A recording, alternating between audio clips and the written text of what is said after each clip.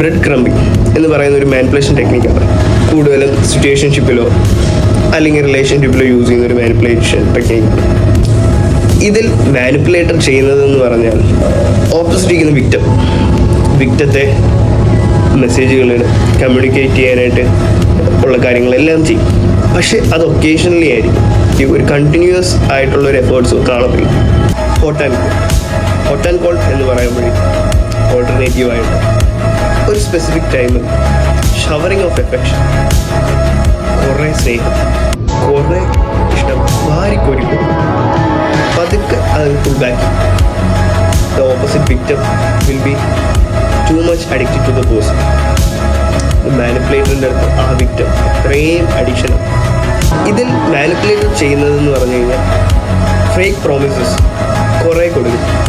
Fake promises കുറേ വെക്കും വിക്ടത്തിൻ്റെ അടുത്ത്.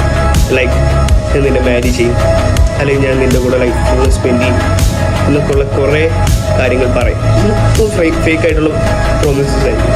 ഈ ഫേക്ക് ആയിട്ടുള്ള പ്രോമിസസ് യൂസ് വിക്ടം എന്ത് വേണമെങ്കിലും ചെയ്യാനായിട്ട് റെഡിയാണ്.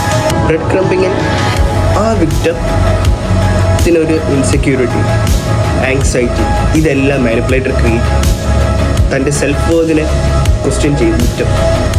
താൻ ബോധ്യമാണോ എന്നുള്ള ഒരു സിറ്റുവേഷനിലോട്ട് ആ മാനിപ്പുലേറ്റർ എത്തിക്കും വിക്ടത്തെ.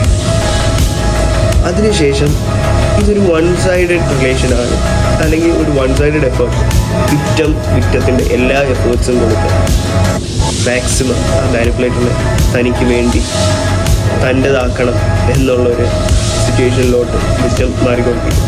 Follow dark manipulators warfare.